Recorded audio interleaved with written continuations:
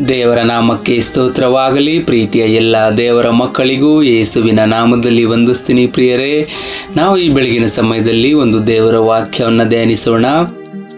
ಪೇತ್ರನು 5ನೇ ಅಧ್ಯಾಯದಲ್ಲಿ ದೇವರ ವಾಕ್ಯ ಹೀಗೆ ಹೇಳುತ್ತೆ. ಪ್ರಿಯರೇ, ನಿಮ್ಮಲ್ಲಿರುವ ದೇವರ ಮಂದೆಯನ್ನು ಕಾಯಿರಿ, ಬಲಾತ್ಕಾರದಿಂದಲ್ಲ, ದೇವರ ಚಿತ್ತದ ಪ್ರಕಾರ ಇಷ್ಟಪೂರ್ವಕವಾಗಿಯೂ ನೀಚವಾದ ದ್ರವ್ಯಾಶೆಯಿಂದಲ್ಲ, ಸಿದ್ಧ ಮನಸ್ಸಿನಿಂದಲೂ ಮೇಲ್ವಿಚಾರಣೆ ಮಾಡಿರಿ. ದೇವರು ನಿಮ್ಮ ವಶದಲ್ಲಿಟ್ಟಿರುವ ಸಭೆಗಳ ಮೇಲೆ ದೊರೆತನ ಮಾಡುವವರಂತೆ ನಡೆಯದೆ ಮಂದೆಗೆ ಮಾದರಿಯಾಗಿಯೇ ನಡೆದುಕೊಳ್ಳಿರಿ. ಹಿರೀಕುರುಬನು ಪ್ರತ್ಯಕ್ಷನಾಗುವಾಗ ನೀವು ದೇವ ಪ್ರಭಾವವೆಂಬ ಎಂದಿಗೂ ಬಾಡದ ಜಯಮಾಲೆಯನ್ನು ಹೊಂದುವಿರಿ. ಯೌವನಸ್ಥರೇ, ಅದೇ ರೀತಿಯಾಗಿ ಹಿರಿಯರಿಗೆ ಅಧೀನರಾಗಿರಿ. ನೀವೆಲ್ಲರೂ ದೀನ ಮನಸ್ಸೆಂಬ ವಸ್ತ್ರದಿಂದ ಸೊಂಟ ಕಟ್ಟಿಕೊಂಡು ಒಬ್ಬರಿಗೊಬ್ಬರು ಸೇವೆ ಮಾಡಿರಿ. ದೇವರು ಅಹಂಕಾರಿಗಳನ್ನು ಎದುರಿಸುತ್ತಾನೆ, ದೀನರಿಗಾದರೂ ಕೃಪೆಯನ್ನು ಅನುಗ್ರಹಿಸುತ್ತಾನೆ.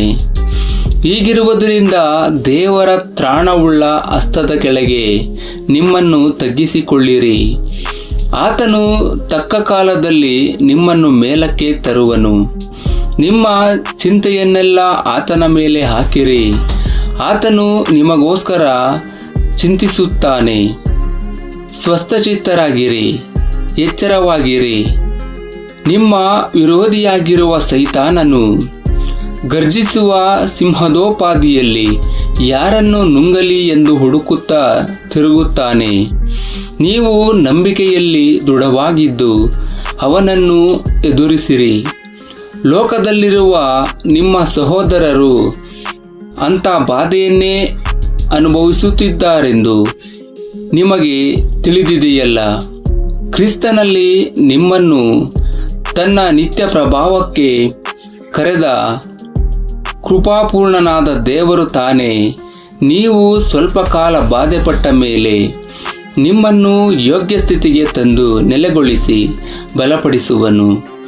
ಆತನಿಗೆ ಅಧಿಪತ್ಯವು ಯುಗ ಯುಗಾಂತರಗಳಲ್ಲಿಯೂ ಇರಲಿ. ಆಮೇನ್. ಪ್ರೀತಿಯ ದೇವರ ಮಕ್ಕಳೇ, ದೇವರ ವಾಕ್ಯಕ್ಕೆ ನಮ್ಮನ್ನು ಒಪ್ಪಿಸಿಕೊಟ್ಟವರಾಗಿ ನಾವು ಪ್ರಾರ್ಥಿಸೋಣ. ಸ್ತೋತ್ರ. ಕರ್ತನೇ, ಉನ್ನತನಾದಂಥ ದೇವರೇ, ಪರಿಶುದ್ಧನಾದಂಥ ದೇವರೇ, ಸರ್ವಶಕ್ತನಾದಂಥ ದೇವರೇ, ಅಪ್ಪ, ಈ ವಾಕ್ಯದ ಮೂಲಕ ನೀನು ಒಂದೊಂದು ಮಕ್ಕಳನ್ನು ಆಶೀರ್ವದಿಸು, ಬಲಪಡಿಸು. ಇನ್ನು ಅನೇಕ ಮಕ್ಕಳನ್ನು ಸಂಧಿಸು. ಯೇಸುವಿನ ನಾಮದಲ್ಲಿ ತಂದೆಯೇ, ಆಮೇನ್.